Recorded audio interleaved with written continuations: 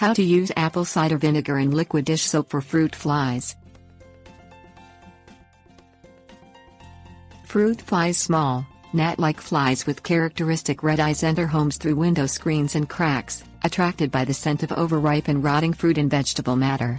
The flies are harmless to humans, but cause much annoyance by swarming and hovering around compost bins, trash receptacles, garbage disposals and unrefrigerated fruits and vegetables.